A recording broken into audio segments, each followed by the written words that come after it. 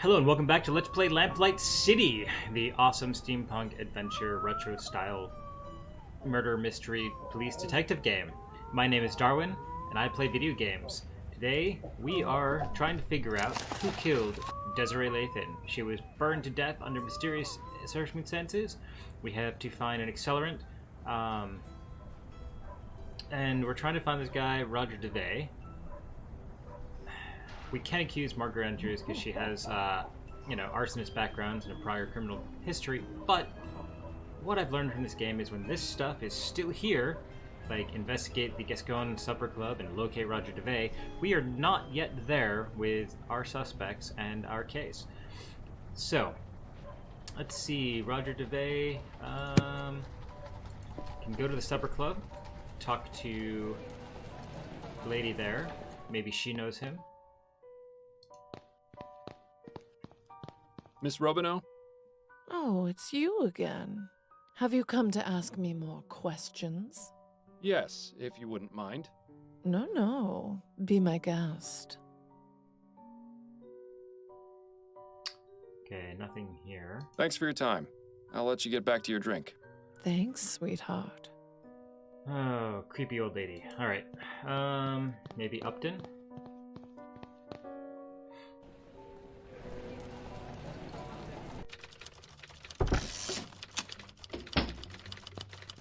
Got a moment, Upton? Yes, but let's make this quick. Have a moment to go over my current case? I'm afraid you're on your own. If they That's find, right, that's I'll right, still she be. can't. So let's That's it for now. Better get back. Alright, nothing there.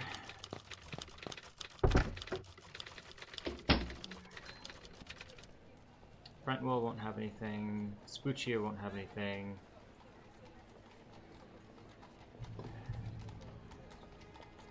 So, alright, whenever we're stuck, let's go back to Addie. It's not Upton, it's Addie. Hello, dearest. I have returned. Good to see you've made it back in one piece. I think she's still mad at us.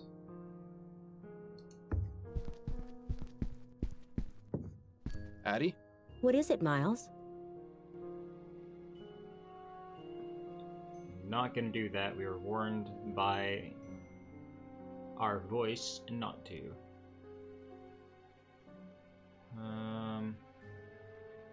You've got an appointment with Charlotte Robineau later today, don't you?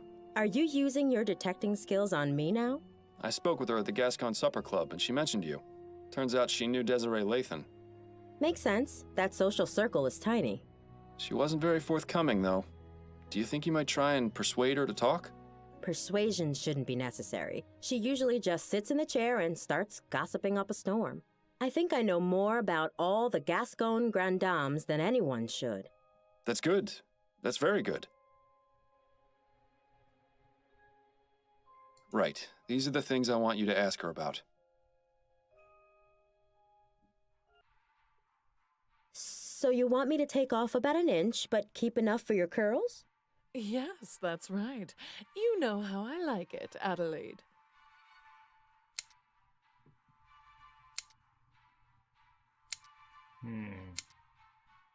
Has anyone special caught your eye recently?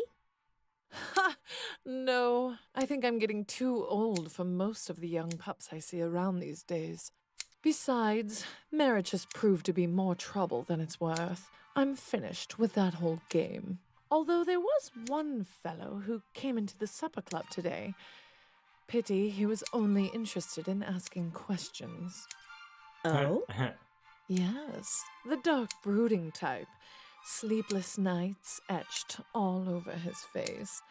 Still handsome, though. I invited him to join me for a drink, but he refused. Turned out he was a private investigator, if you can believe it. Oh? What was he asking about? Nothing of consequence. I didn't tell him very much anyway. Probably for the best he didn't join you for that drink then. How was the Grand Dame's ball? Was your hairdo a hit? Oh, it was. All those other old biddies were practically fainting with jealousy. Truth be told, though, the evening was rather dull. Just the regular crowd of wags and gossips. You know, Sometimes I envy people like you, Adelaide. People like me.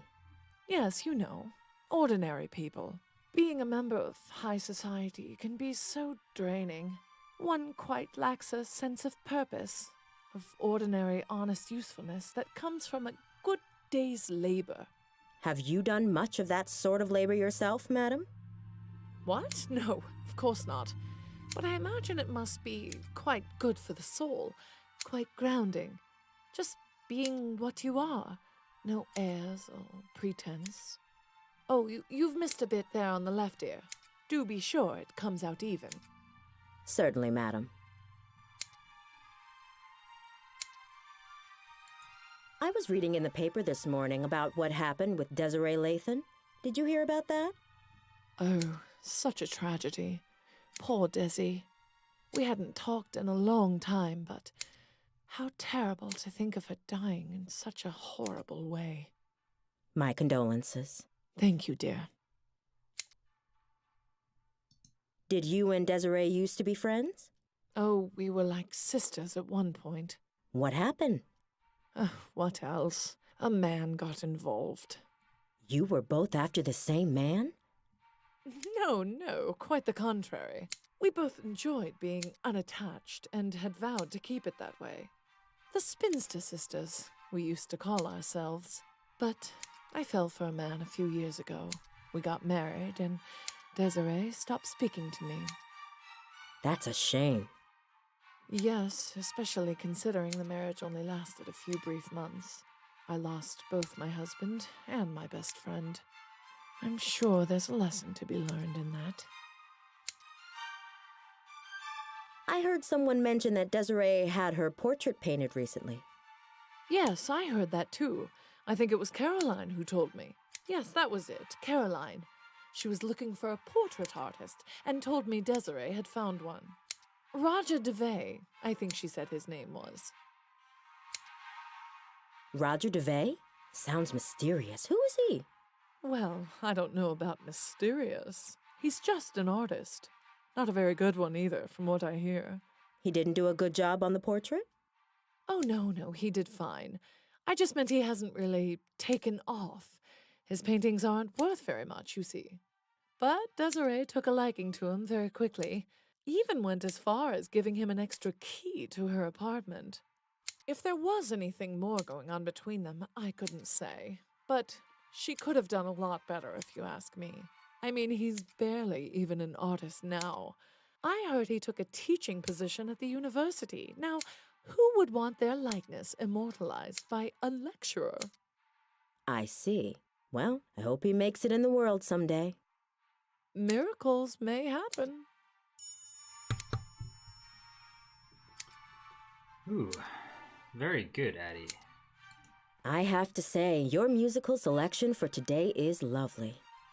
It's nice to know someone like you can appreciate some of the finer points of culture. In case you were wondering, the piece is the Fourth Symphony by a composer named Theophilus von Wagner. Yes, it's refreshing to hear the Fourth Symphony for a change. Most people know von Wagner for his Fifth Symphony or his Lute Concerto in D minor. Oh, you know von Wagner? Although I admit he isn't one of my favorite Baroque composers, I can appreciate what he brought to the movement. I'm more in favor of Scaravaldi. His development of the Concerto Grosso makes for a much richer musical tapestry. Wouldn't you agree? Oh, well, perhaps so. Do you have any favorites among Scaravaldi's works? His First Symphony is quite riveting. Do you mean his Concerto for Mandolin? He didn't have a first symphony as such. Well, yes. That's what I meant. As much as I enjoy chatting, perhaps you should concentrate on what you're doing, dear.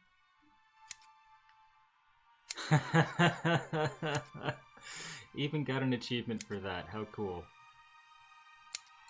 Quite chilly out today, isn't it? Yes, a good day for spending indoors. Probably means we'll be getting an earlier winter. It's a good thing I bought a new set of coats then. That was funny. Good. I think that's all finished. Thank you, Adelaide. It was a pleasure, as always. Likewise, Miss Robinow. I'll see you next week. And she didn't tip very well either. I'm sorry, dear. She sounds positively dreadful. No more than the other Gascon Grandames. I just hope you managed to get something useful from that. Oh, yes. Yes. We know where Roger DeVay is. Right there. Alright, let's go talk to him. Time for me to get some things done. Don't work yourself too hard, dear. Addie's the bomb. Oh my. I'm guessing it's locked, but it probably only contains more art supplies we don't care about. All the tools an artist would ever need: brushes, pieces of canvas, paints. There's also several jars full of clear liquid. Interesting.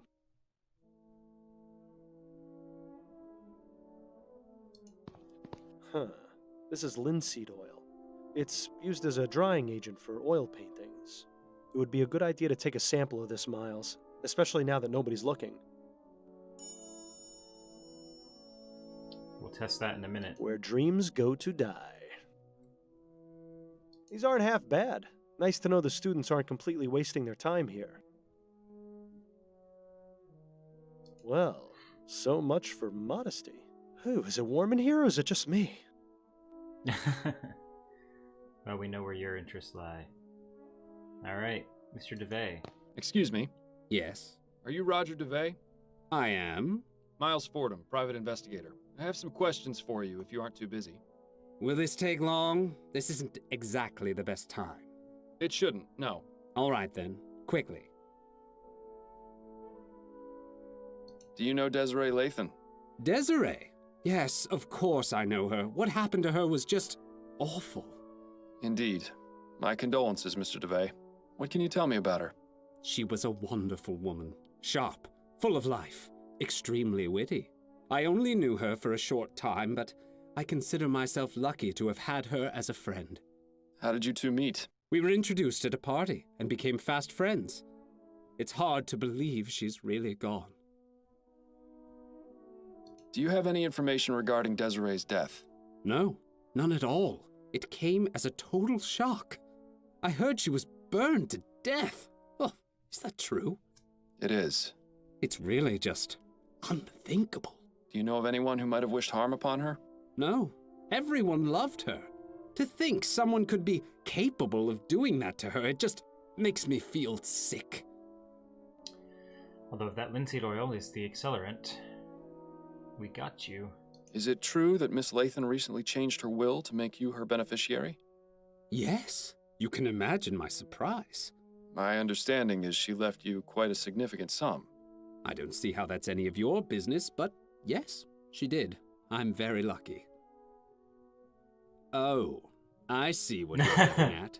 You're thinking I killed her for her money. Is that it? I never said anything of the sort, Mr. DeVay. No, but I can see it in your eyes. Look, Desiree considered me the son she never had, and she was like my second mother. I would never, ever even think of doing something so horrid. Oh, I'm sure he wouldn't. You painted Desiree's portrait, is that right? Yes, I finished it just a few months ago. Do you often do commissioned work? Sometimes, but this wasn't exactly a commission, more like a gift. You mean you weren't paid for it? No, I didn't do it for money. It was an honor just to paint her. I see. And did she like the result? Well, she had it hanging in her bedroom and not in her attic, so I assumed she liked it well enough. It was a rather nice portrait, I must admit. Oh, so you've seen it? Indeed I have. Regrettably, I can't comment on the likeness, never having seen the subject in life. Ah, yes. Well, she used to say that standing in front of it was like looking into a mirror. I tried my best to do her justice. How long have you been teaching at this university? About 4 years now. And do you also earn money with your painting? Not of late. I haven't sold a painting in some time. But my salary from the university is enough for the time being. Perhaps someday I'll be able to devote the proper focus to my painting. I'll let you get back to your class. Right. Alright, so we need to go check the linseed oil. Pennies to pesos. This is... Oh, we lost the supper club.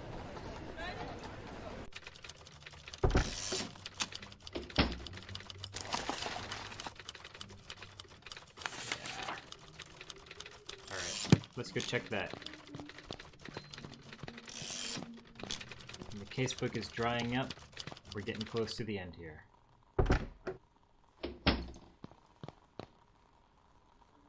Now that we've got some linseed oil, it's probably worth testing.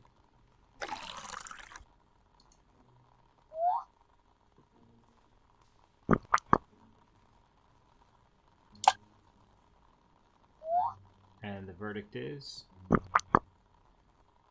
Well, I'll be damned. We've got ourselves a match. I wonder if Edwards knows anything pertinent about this stuff.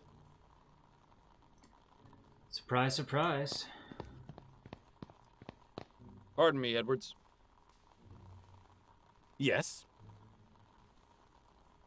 What do you know about linseed oil? it's an oil made from flaxseed that has many uses. Most commonly, it's used to dry things like varnish or oil paints. Some people even eat it for health benefits. I hear it goes well with a bit of quark. And it's flammable? As most oils are, yes. Where are you going with this? The oily residue on that rag is linseed oil. Fascinating. But I found no trace of anything used to light a fire at the crime scene. Uh-oh, he's getting that gleam in his eye. Wait just a moment. Linseed oil? Of course! Anytime linseed oil is used, extreme caution must be taken to dry cure rags that may be soaked in it. That's because when linseed oil dries and oxidizes, it releases heat. A pile of rags soaked in linseed oil in a confined space runs the risk of spontaneously combusting. How long would this take exactly? A few days, at least. Interesting. It's a rather uncertain means of murder, but it's excellent for appearing accidental. It's certainly not the most far-fetched conclusion you've ever come to. Thanks. That's all I needed to know for the moment. Anytime, Fordham. Interesting.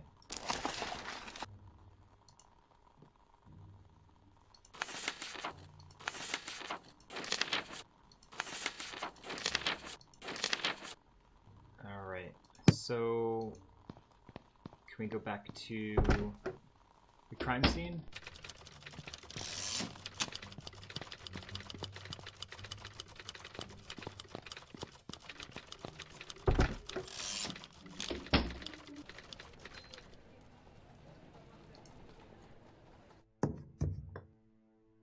Nothing new to ask him about right now. No.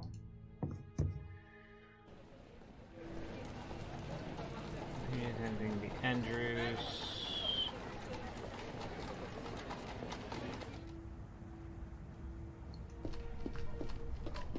Oh, gee, May I ask Herman. you some more questions? Sure, I ain't going nowhere. Tell me about Roger's artistic pursuits. Boy, not much to tell, really. He used to paint all the time when he had his studio in the building that used to be here. He was good at it, too. Shame nobody ever bought his paintings. All that's left now are those two unfinished ones against the back wall there. We used the rest of his spare canvas to make the tent. How did Roger feel about his paintings not selling? Well, how do you think? Made him madder in the March air. Didn't do a very good job of hiding his displeasure either. At least none around me. He always used to say he'd find some way or another to make the money he deserved. Odd. He told me he was content with the salary he got from his teaching job. That's a load of bunkum if I ever heard it. Truth is, old Roger's about as poor as Job's turkey. He'd do anything to make a quick crown. Well, now, that's certainly interesting. I thank you for your time. Well, it's fitting that Mr. DeVay is an artist, because I think he's painted us a pretty clear picture of what happened to Ms. Latham. Yep. So we have three options here. No other clues to go off of, nothing. So let us wrap up this case. Got a moment, Upton? Yes, but let's make this quick. I'm done with the Latham case. Oh? What have you got? Human combustion! No. She was murdered by Roger DeVay, a professor of art at the university, in order to claim her inheritance. DeVay befriended Miss Latham and even painted her portrait. but his failure to establish a name for himself and earn a living from his art was driving him mad. Miss Lathan cared for him as a son, and recently changed her will, naming Roger as her sole beneficiary. Roger knew of this, and decided killing Miss Lathan was the best way to solve his financial troubles. And how did he manage to do so? Desiree had given him a key to her apartment. While she was out at the Grand Dame's ball, he entered and left a pile of rags soaked in linseed oil under her bed. She arrived home drunk and passed out, unaware that the rags were growing hotter by the minute. Eventually, the oil burst into flames, burning the rag pile as well as poor Miss Lathan. How awful. Well, I'll certainly pass along the information. What an astounding series of events. Although I'm sorry you won't be able to gloat to Snelling that you solved the case before his detectives did. I can find other means of amusement, I think. Good work, Fordham. As usual, I'll send anything else your way as soon as I get it. Roger DeVay, Yes, what is it? you're under arrest for the murder of Desiree Lathan. Oh, I see. Come with me. We need to ask you some questions at the station. And you up there, make yourself decent, would you?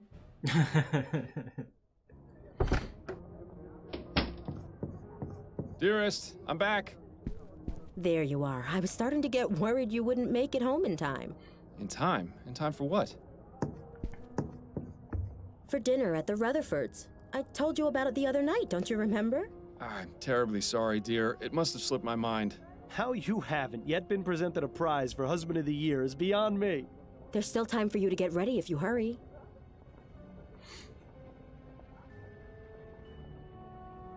Why don't we spend a nice quiet evening in together? I'd much prefer that. We've had a quiet evening in every night for the past 3 weeks. I need to get out of the house. Then go ahead without me. Please give Anne and Joseph my regrets. So you're just going to sit here at home by yourself? I'll probably just catch up on my reading or try and get some sleep. Maybe I'll get around to reading that story in Brentwell's. All right, suit yourself. I shouldn't be home too late, but don't wait up. Have a wonderful time, my love.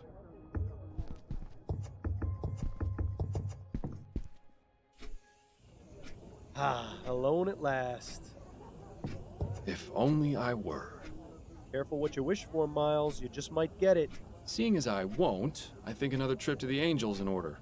Oh, you're gonna break your word in addition to lying? That's bold. Nonsense. I'll be home in no time. It'll just be a quick drink to calm my nerves and get you out of my hair. I think I need a machete for that, fool. Very funny. So, that last case was really something.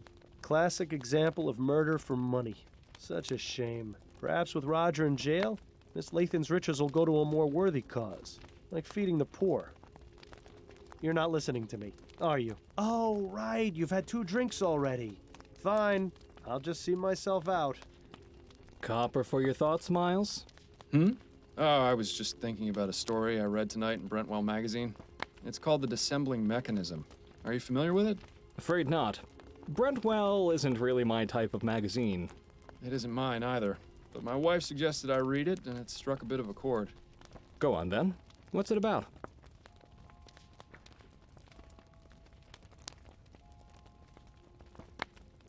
The story concerns an inventor, a man who's the greatest mind of the modern age. In this story, ethericity's been discovered, and the inventor understands and uses it in his work. Ah, one of those fantastic speculative stories. Anyway, this inventor spends his time creating mechanical wonders, the likes of which the world has never seen. The inventor has a wife, whom he loves dearly. One day, she meets a tragic end in a carriage accident. The inventor is devastated. All too common in these types of stories. Yes, well, as I mentioned before, the inventor is the greatest mind of the modern age. He spends weeks researching a way to bring her back. He toils for hours, forgetting to eat, neglecting his duties, forgetting his friends. Finally, he finds a way to repair her broken body with mechanical implants. Once that's done, he harnesses the power of ethericity and revives her from death. Why would he go and do something like that?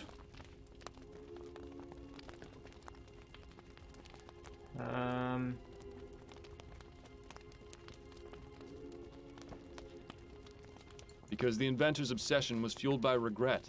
He realized that he had dedicated so much time to his work that he had neglected his loved one.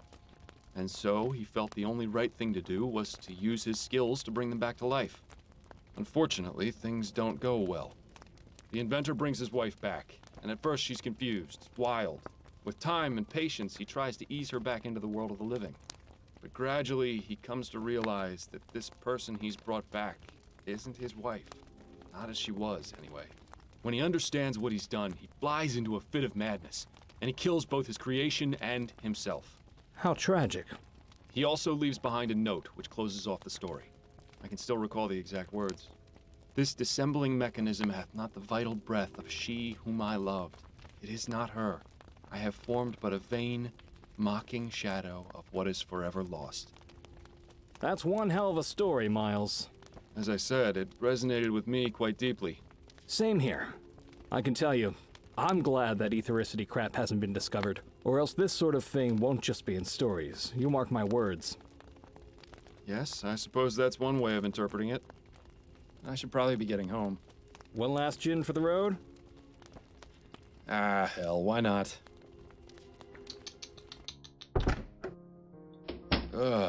It's later than I thought. Addie must be asleep. Miles, I thought you said you were staying in tonight. What happened to you? Nothing. I went out for a bit and lost track of time. Miles, you're dead drunk. No, of course I'm not. Don't you dare keep lying to me, Miles. It's obvious. I can smell it on you. But I'm not drunk. I only had 2, I think. I don't care how many you had. You promised me this wouldn't happen again. Where exactly did you go tonight anyway? I might as well fess up, right? I was at the Angel. The Angel? But why would you go there? I suppose I was just trying to relive the old days. So why didn't you tell me you were going? I don't know. Miles, this has to stop. First it was that sleep medicine, now you've started to go out drinking yourself into a stupor after you explicitly promised me you wouldn't again. It's clear that you've been keeping something from me and using drugs and drink as a way to avoid dealing with it. No, really, it's just... No, Miles. I'm tired of the lies. I heard what you said when I came home from my appointment with Mrs. Lefebvre. God forbid Adelaide ever find out about something. I wanted to think I'd imagined it, so I let it go. But I've come to realize just how wrong I was. Addie, please. Enough. No more excuses, no more lying. I just want to hear the truth. What is it you're not telling me?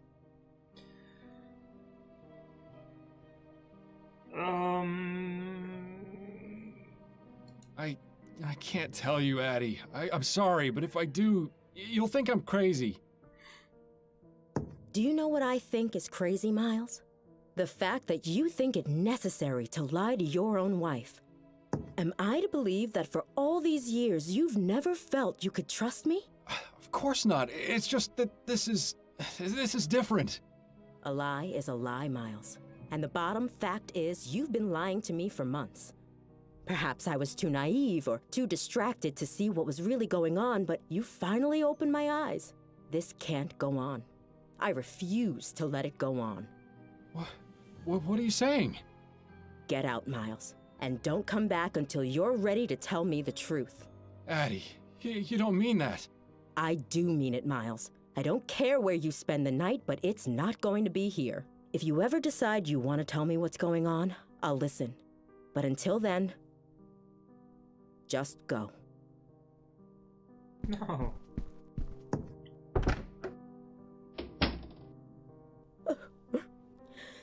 Oh.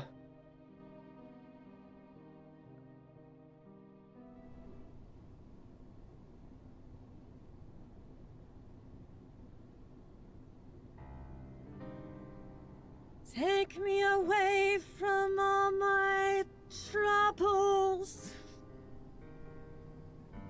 So far away from all the worries in my life.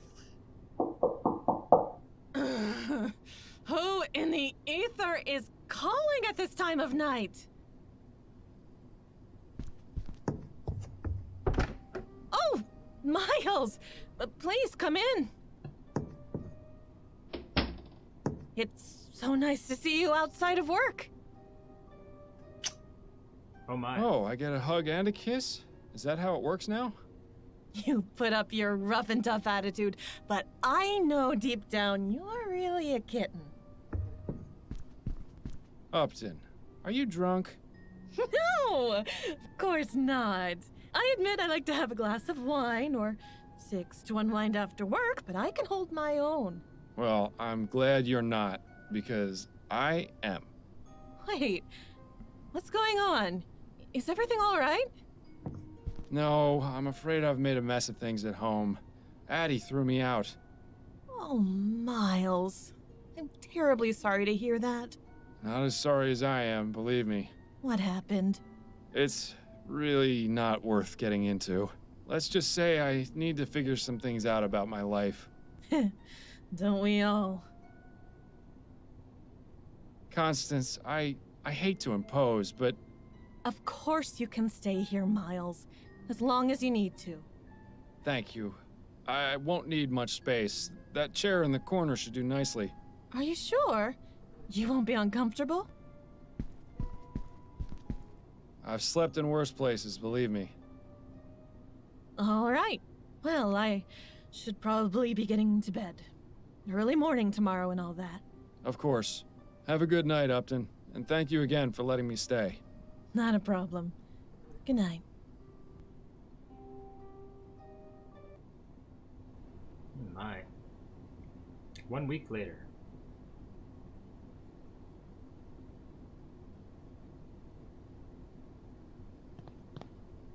Election night. The perfect opportunity to switch out one rich swindler for another. Don't know why you're wasting your time. It's not as though the Prime Minister actually does anything. It's oddly quiet in here. Maybe my mustache drawing campaign had an effect after all. Good evening, sir. Are you registered to vote? Yes, I am. Here's my registration card.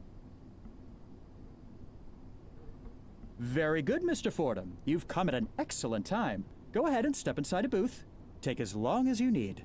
Thank you, young man. Excuse me. Yes, how may I help you? Where is everybody? I'm not sure. I was told to expect large crowds, but so far we haven't had more than about 50 people in here. The polls have only been open for a couple of hours, though. I imagine things will pick up around 8 o'clock. Or it could just be that everyone has come to their senses and isn't wasting their time. Could you remind me what the candidates stand for? You mean to tell me you come to vote without knowing who to vote for? No, I've just had a lot on my mind.